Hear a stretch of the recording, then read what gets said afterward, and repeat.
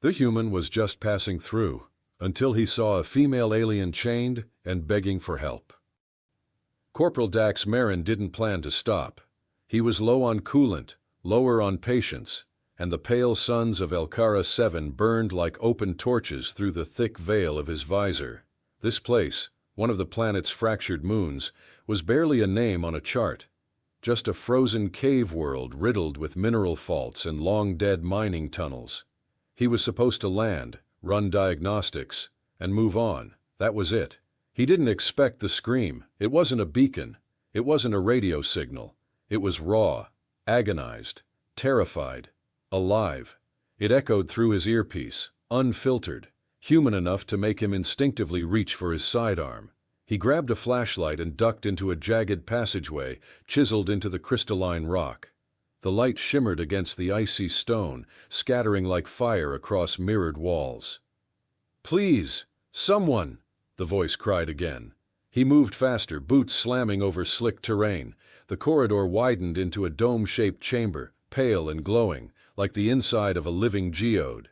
And she was there, suspended from the ceiling by chains that pulsed with green light, her arms stretched above her head, her body trembling in a silver-laced bodysuit that hugged her like second skin.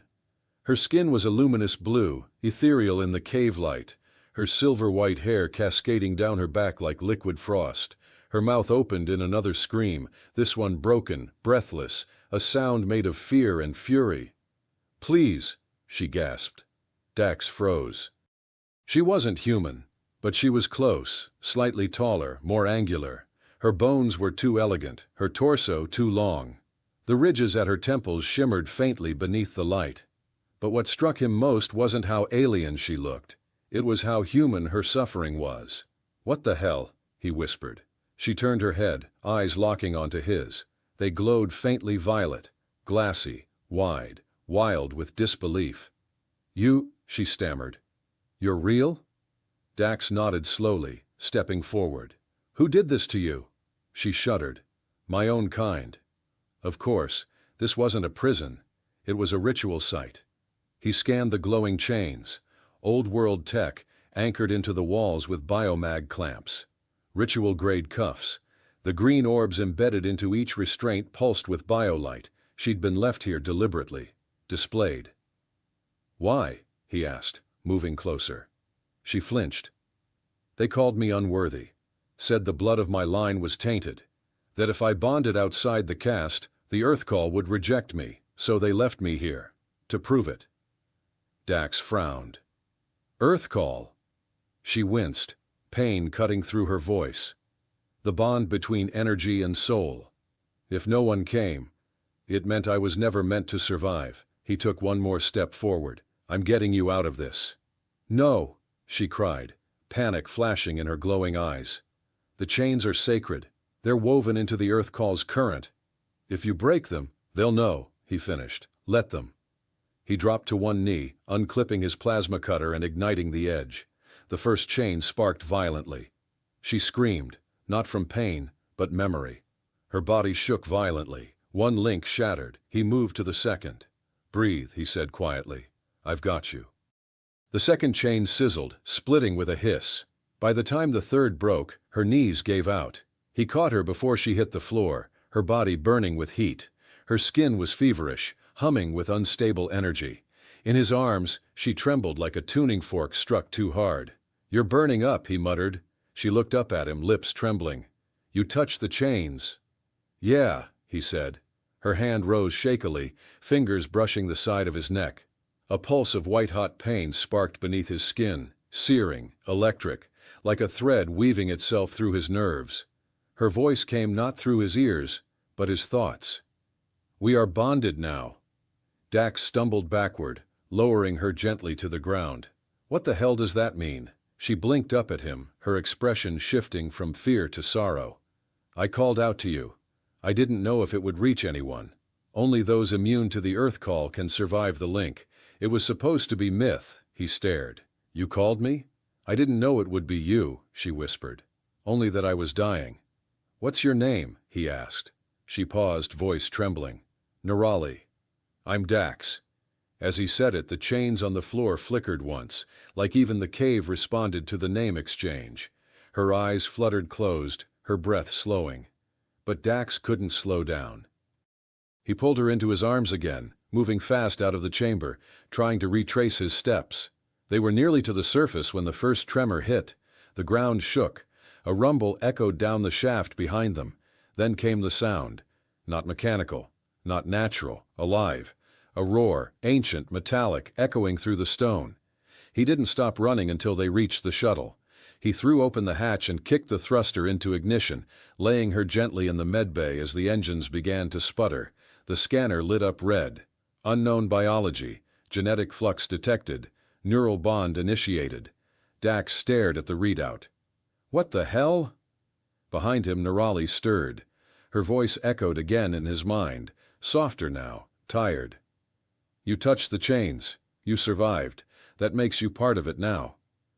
He reached down, touching her forehead. Her skin was ice cold and burning hot at the same time. This isn't over, is it? Her eyes opened once more. No, it's only just begun. Outside, in the hollowed distance of the cave world, the air trembled again. Something ancient had been waiting, and now it was awake. The storm hit just as Dax activated the thrusters. A wall of ice-laced sand roared through the ravine, slamming into the shuttle like a hammer. The impact rocked the ship sideways, the hull groaning as the engines struggled to lift them out of the shallow valley. Hold together, damn you, Dax muttered, hands locked on the yoke. Warning lights flared red across the console. Engine 2, critical failure, external temperature, spike hull pressure compromised. The shuttle veered sideways, metal shrieking as it scraped the canyon wall. Then the port engine died and they dropped. The crash wasn't explosive, just hard, ugly. The shuttle buried itself halfway into a basin of soft white ash, skidding until the forward stabilizers snapped. One wing crumpled like paper. Sparks flickered across the dash. Dax kicked the emergency latch, tore open the medbay hatch, and pulled Nerali into his arms, just as a coolant pipe burst behind them.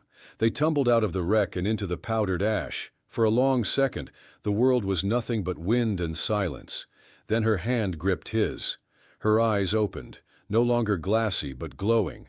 The faint purple of her irises pulsed with light. "The bond is waking," she said softly. Dax didn't understand, not fully, but he felt it. The pressure behind his eyes, the warmth in his chest. A second pulse under his skin, echoing her breath. Like something inside him was sinking with her, shifting. He blinked. His thoughts weren't just his anymore. Images, emotions, sounds he hadn't heard, places he'd never seen. Crystal towers beneath violet skies. A waterfall that sang like music. A name spoken over and over again, not his, but one that made his soul ache. "You're burning up," he muttered, laying her down against a cluster of stone spires. Her skin shimmered faintly, sweat, or was it light, tracing her collarbone. "We need shelter." "There's a cave," she said faintly. "North of here. 2 ridges over, I remember it, barely." He eyed the horizon. The sky had gone gray. The ice storm was shifting shape, changing colors, folding inward like a spiral. It didn't look natural. Nothing about this world did anymore. "You sure?" "No, but the bond is pulling that way. It knows what you can survive." He blinked. "Great. Psychic GPS." Still, he didn't argue. He wrapped her in a thermal liner, shouldered what gear he could salvage, and started moving. The cold cut deep now, not just through his skin, but through his lungs. The air was thinning. Breathing felt like dragging ice into his throat. But he kept walking. Nerali drifted in and out of consciousness against his chest, her forehead burning against his collarbone.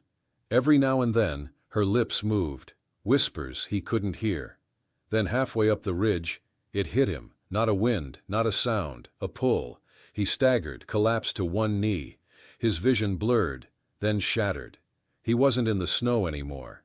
He was suspended in space, or something like it. The world was glowing white and blue, pulsing around him like breath. There was no ground, no sky, just light and her. Nerali stood before him, not weak, not dying. She was radiant, her body wrapped in flowing starlight, her hair glowing like a nebula. The ridges along her face shimmered with light. "This is the dream link," she said. He turned slowly, if turning was even possible here. "Am I hallucinating?" "No. You're in sync now. You touched the ritual chains. The Earth Call accepted you." "I didn't ask for this." "You didn't have to," she said. "You heard me." He exhaled, trying to think. But everything in this space felt open, raw, too much emotion with no wall between them. "I'm not special," he said. "I was just passing through." She moved closer. "So was I, before they chained me." He stared. "Why me?" "Because you didn't run." Their connection pulsed. He felt her thoughts like whispers, her loneliness, her betrayal, the moment her people turned from her and left her in the cave. And underneath it all, a thread of something older. Not prophecy, not even destiny. Need. The dream link cracked, light fractured around them. He snapped back into his body, gasping. The cave was just ahead. He crawled forward, dragging Nerali behind him. The opening was narrow, but it widened quickly. Cold air rushed past him, but it was clean, dry, safe. Inside, the cave glowed faintly with embedded crystal veins. Dax lowered her to the ground and lit a heating pod. The warmth spread quickly. She stirred again. Eyes opened slowly. "You're still here." "Yeah," he said. "Takes more than a psychic explosion and a crash to scare me off." She smiled faintly. He examined her face. "Your fever's dropping. That bond. It's stabilizing, isn't it?" "Yes. Your body is adapting, faster than I thought possible." He rubbed his temple. "It's like I'm half-tuned to you. Everything I feel, you feel. Everything you see, I see pieces of. Is that what this is?" She nodded. "My people used to do this during wartime, to survive. One protector, one seer. Only the process required full consent and months of ritual. You did it in minutes." "Well," he muttered, "I've always been good at skipping steps." Nerali exhaled, visibly calmer now. The glow beneath her skin had softened, sinking in rhythm with his pulse. He lowered himself beside her. His hand brushed hers. She didn't pull away. For a while, they just sat there. Two strangers bound by something neither of them fully understood. Outside, the storm raged louder, but in the shelter of the cave, a fire burned steady. Not from the heater, from the link. And neither of them felt quite as alone as they had before. Dax didn't sleep, not because of the storm. It still howled through the canyon like a wounded animal, but because of the pulse in his veins, a rhythm that wasn't his own. Every few minutes, he'd feel a flicker in his chest, a second heartbeat. Every time Nerali shifted beside the fire, it echoed inside him. Her skin glowed faintly now, a shimmering blue beneath the thin fabric she wore. The heat gel from the pod had helped stabilize her vitals, and her breath came slower, more evenly. But she was still somewhere between waking and dreaming, her eyelids fluttering as if chasing something in both realms. He sat beside her, watching, listening, trying not to admit how much he felt it too. Then her eyes opened, fully, clearly, and everything changed. "I feel you," she said softly. Dax swallowed, the words catching in his throat. "Yeah, I know." She sat up slowly, the silver patterns across her collarbone glowing with her movement. The thin silver garment she wore looked ceremonial, barely functional, and parts of it had burned or torn during the crash. But in the firelight, she looked strong again, not recovered, but rising. "We don't have much time," she said. "They're coming." "Who?" Dax asked, already checking his sidearm. She looked at the cave wall, voice cold. "The ones who put me there. The High Order. My former betrothed leads them." He blinked. "You were engaged?" "To a monster," she replied. "His name is Kareth. He sanctioned my binding when I refused the union." Dax stared. "And now he wants to finish the job?" "Or undo what you and I created," she said. "The bond was supposed to be impossible, forbidden, but it happened anyway, And it means I belong to no one now, not to the caste, not to their prophecy, not to him. Good, Dax muttered. Let them come. She smiled faintly. You speak like a soldier. I was, he said. Once. She tilted her head. You carry silence, like a wound. He didn't answer right away. Then he said, My squad, 3 years ago. We were sent into a recon zone we shouldn't have touched. Command left us there to buy time. 5 of us walked in, only I walked out. She reached for his wrist. You lived. That's not shame. That's survival. Doesn't feel like it. She squeezed gently. Neither does what I've done. But it's still life. They sat that way in the quiet. 2 damaged beings held together by a link neither of them had wanted, but both of them needed. A tone chirped from his belt. The proximity drone. He grabbed it, scanning the readout. 6 signatures. Closing fast. Dax rose to his feet. We've got movement. 6 inbound. 1 large vessel staying back. This isn't a rescue party. Nerali stood too. The light beneath her skin flickered higher. It's Kareth. He's come to reclaim what he believes is his. Dax checked the energy clip on his weapon. Let's make sure he leaves disappointed.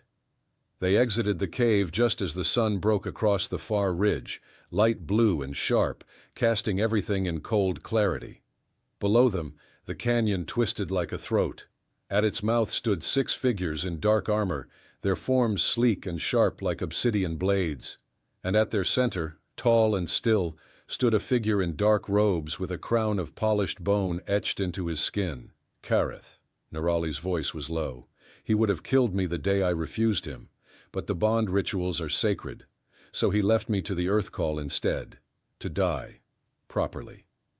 Dax stepped beside her. What do we call this? Improper survival? Kareth's voice boomed across the rock. You were meant to perish, Nerali. You broke the right. You betrayed our house. I survived, she called back. And I chose. You bonded with a human, he hissed, his voice rising. A mute species, a creature of metal and fire. Dax stepped forward.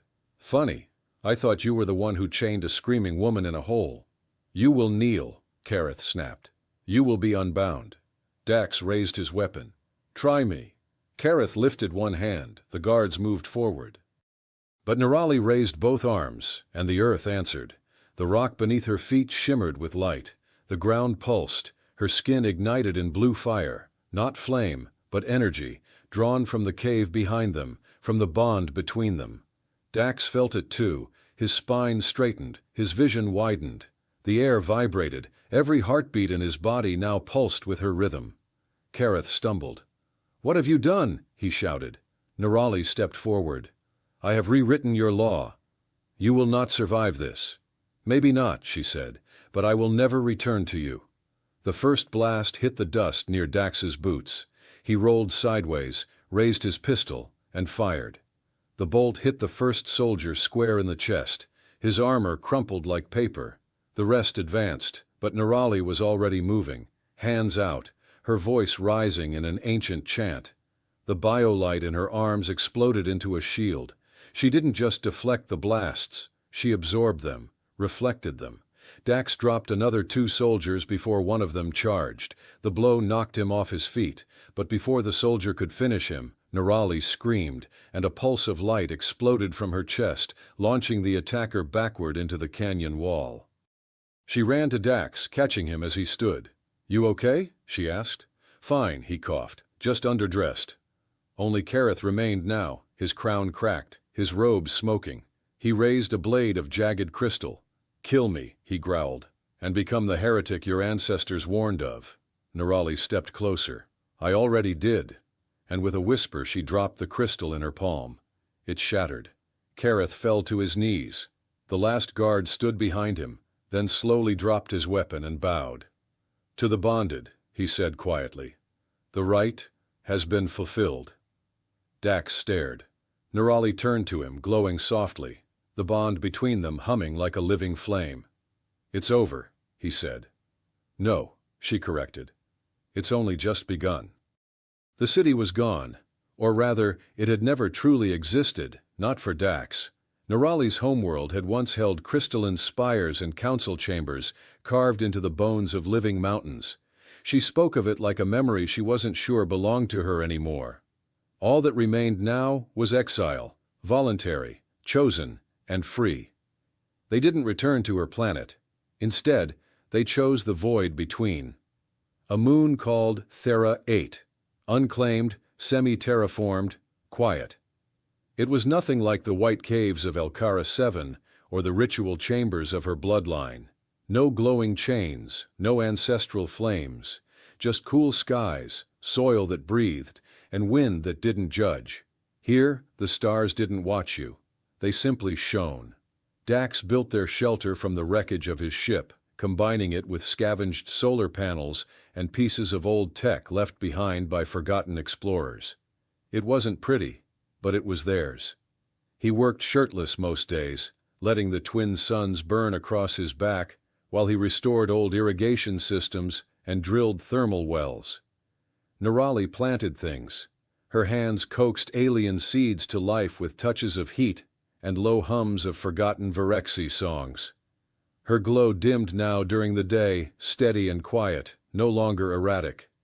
The bond between them hummed faintly in their bones, like a soft current always pulling inward, toward each other. It had been 5 weeks since Kareth fell. 5 weeks since she shattered her crown and rewrote her fate. 5 weeks of silence. But silence wasn't emptiness.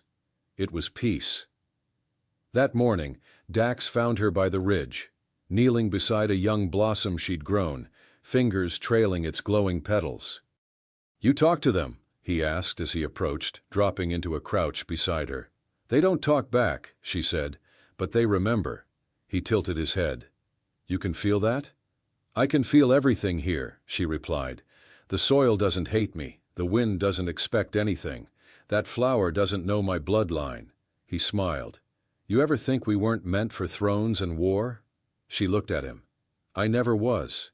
You, maybe." He raised an eyebrow. "I was just a guy with a beat-up shuttle and a smart mouth, who pulled a girl out of chains without asking for anything in return," she said, standing slowly. "You didn't even know me." "I didn't have to," he replied. "I heard you scream." She looked down at the ground. "Sometimes I wonder if the scream was mine, or the bond's." He nodded. "Both, probably." They stood side by side on the cliff edge, looking out over the valley of soft blue grass and pale hills, dotted with the glowing plants she'd grown in silence. He didn't have to say it out loud. They had made something. It didn't have a name yet, but it was real. And then the wind changed. Dax tensed. His hand went instinctively to his belt. No rifle now, just a scanner clipped to the loop. It buzzed. He tapped it. Signal detected. Unknown origin. Tracking pulse. Active. He turned to her. "They found us." She didn't speak, didn't have to. He could feel the tension rising in her body, feel it in his own chest. The bond flared slightly, a warning, a preparation. He stepped closer. "You think it's the Order again?" "No," she said. "This isn't a retrieval squad." Dax frowned. "Then what?" "A summons." The word hit harder than he expected. She looked at him slowly, her eyes no longer afraid, just tired. "The council has fallen. Kareth's death shattered the old bloodline structure. Half the ruling houses have gone dark, others are calling for reformation. And now, my name is being whispered like prophecy." He blinked. "How do you know that?" "Because I feel it." The bond flared again. He cursed softly, stepping back. "So they want you to return?" She nodded. "Or stand trial, or lead." Dax laughed bitterly. "Same thing, probably." He crossed his arms, heart pounding. "You thinking of going back?" Nerali didn't answer right away. Instead, she walked back toward the shelter. The wind kicked dust across her feet. The plants she had nurtured glowed faintly in her wake. She paused at the doorway, looking back over her shoulder. "If I go," she said, "they'll try to use me, or silence me. But if I don't, the people who need change will be left with silence." Dax stood still. "And if you do go, what happens to us?" She stepped toward him again. There is no me without you now. That's what the bond means. They can't sever it without killing me, and I won't let them." He reached out, touching her hand. "Then we go together." She nodded. "But not yet," he said. "Not until we decide what we want. Not just what they need." She leaned into him, resting her forehead against his chest. His arms wrapped around her naturally, like they'd always been meant to. "We were never supposed to find each other," she said softly. "Which is why we matter," he whispered.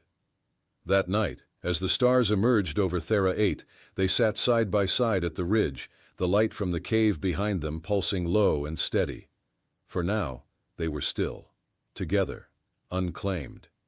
But soon, they'd decide what kind of future their bond was meant to lead. The message came at dawn, no encryption, no pretense. Just 4 words burned into the sky via a low-orbit drone that shimmered above their valley. "We know. We're coming." Dax stood shirtless in the field, his boots sunk into wet soil. He had been repairing the irrigation filter when the drone's shadow passed overhead. The moment he read the message, he didn't move. Didn't call for Nerali. He just watched it fade. He already knew she had felt it. Behind him, the door of their shelter opened. Nerali stepped into the light, her bare feet brushing the blue grass, the pale sun catching on the silver lines beneath her skin. She didn't ask what the message said. "I felt them," she whispered. "They're not coming to talk." Dax turned. "How many?" 3 ships, military grade, at least 20 soldiers. "Better odds than last time," he said, forcing a smile. She didn't return it. "They're not the old guard," she said. "They're what came after, the splintered ones, the ones who see the bond not as sacrilege, but as a threat to control." Dax nodded slowly. "Because we proved it's real. Because we proved they were wrong." They spent the next hour preparing. No speeches, no fear, just instinct. He checked his rebuilt plasma rifle, wired the perimeter with pulse charges, calibrated the defense grid he'd jury-rigged from the shuttle's salvage.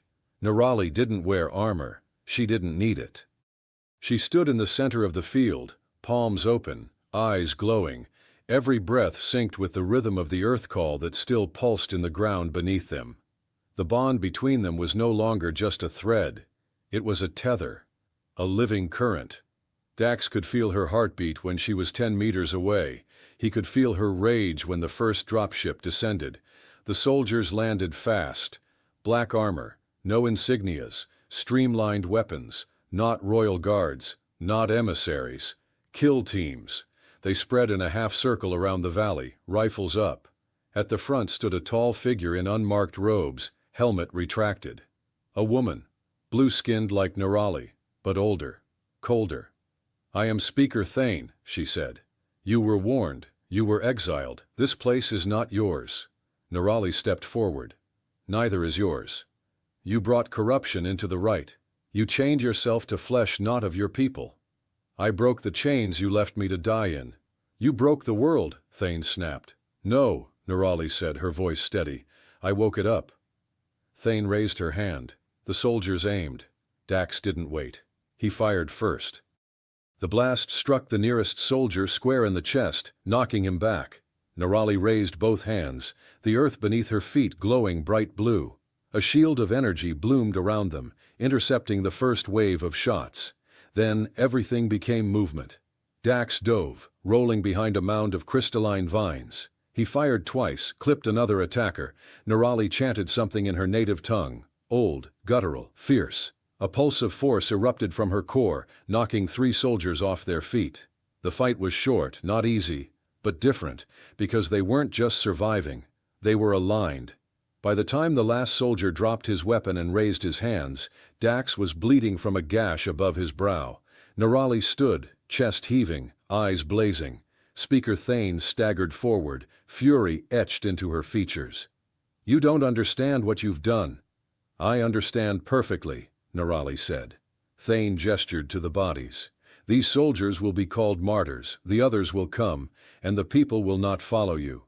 Nerali stepped close. "They already are." Thane opened her mouth, then stopped. because from the northern ridge a line of figures had begun to appear.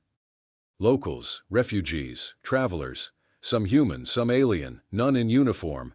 They came not to fight but to witness. Whispers spread. She survived. The bond held. They defied exile and lived. Thane turned pale. "You think legend protects you?" "No," Nerali said. "But truth will." She extended her hand, not toward Thane, but toward Dax. He crossed the field slowly. Their fingers met. The bond shimmered into view between them, a soft arc of pale blue light stretching from her wrist to his. For a long moment no one spoke. Then someone in the crowd bowed, then another, then dozens more, not in submission, in recognition. The soldiers lowered their weapons. Thane stepped back, shaken. "This is not over," she hissed. "It's not meant to be," Nerali replied. The ship retreated an hour later, quietly without violence. The field was scarred, but whole. And they remained. Later that night, Dax sat on the roof of their shelter, cleaning his weapon. Nerali joined him, wrapping a cloth around his hand where the plasma bolt had grazed him. "That's going to scar," she said. "Adds character," he replied. She smiled. "You already had plenty." He leaned back, letting the stars fill his eyes. She lay beside him, and for a long time they didn't speak. Then she whispered, "You know they'll come again." "I'm counting on it," he said.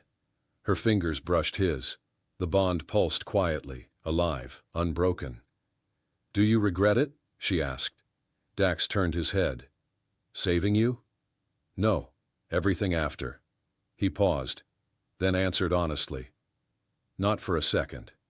She rested her head on his chest, and somewhere beneath the scorched soil and the cold stars, the earth call murmured again. Not in warning, in promise.